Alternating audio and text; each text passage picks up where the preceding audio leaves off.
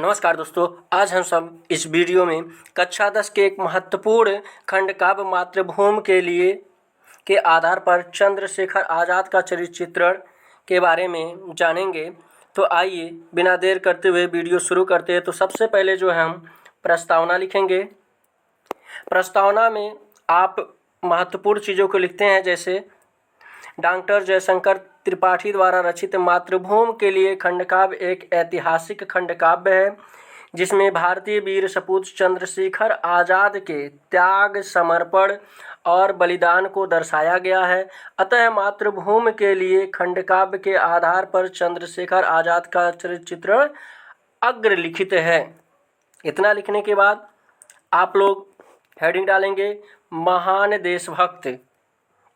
इसके बाद नीले पेन से लिखेंगे चंद्रशेखर आज़ाद का चरित्र एक महान देशभक्त का था। सारा जीवन भारत माता की स्वतंत्रता के लिए संघर्ष में बीता। छात्र जीवन में जलियांवाला बाग के नृशंस हत्याकांड को पढ़कर उनका हृदय तिलमिला उठा। वह उसी समय प्रतिज्ञा करते हैं। कविता लिख देंगे तो 4 छात्र लग जाएगा। तो जैसे इस जन्मभूमि के लिए प्राण मैं अपने अर्पित कर दूंगा, आज़ाद न होगी जब तक यह, मैं कर्म अकल्पित कर दूंगा। इसके बाद अगला देखेंगे हम लोग। इसके बाद तीसरा हेडिंग डालेंगे वीर और साहसी। चंद्रशेखर आज़ाद ने 15 वर्ष की आयु में ही 16 वेतों की, कहीं कहीं 15 दिया रहता है, मार खाते हुए प्रत्येक प्रहार के साथ भारत माता की जयकार बोलते हैं, जिससे उनका देशभक्ति, साहस, वीरता का परिचय मिलता है। अल्फ्रेड पार्क में पुलिस से घिरकर 1 घंटे तक अकेले उनका सामना करते रहना तथा काकोरी स्टेशन के निकट सरकारी खजाने को लूटना भी उनका साहसिक कार्य था। इसे आप अपनी तरह से भी लिख सकते हैं। अगला चौथा हेडिंग देखेंगे प्रभावशाली व्यक्तित्व।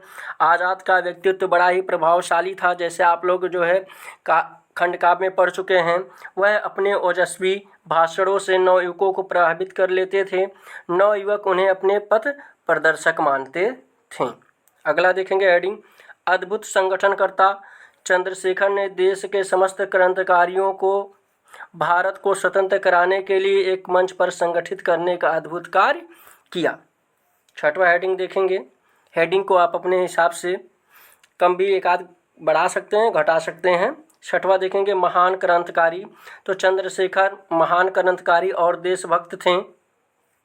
अंग्रेजों के दमन चक्र के विरोध में असहयोग आंदोलन को शिथिल पड़ता देख उन्होंने सशस्त्र क्रांति का अवलंबन यानी सहारा लिया और भगत सिंह जैसे क्रांतिकारियों के साथ मिलकर क्रांति की ज्वाला सर्वत्र भड़का दी, जिससे हमारे देश को आज़ादी मिली।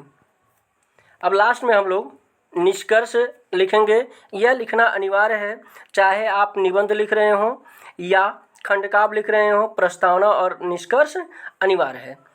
तो अब जैसे देखेंगे निष्कर्ष को, ऊपर्युक्त विवेचना के आधार पर कहा जा सकता है कि चंद्रशेखर आज़ाद का जीवन गाथा देशभक्ति और बलिदान की गौरव गाथा है।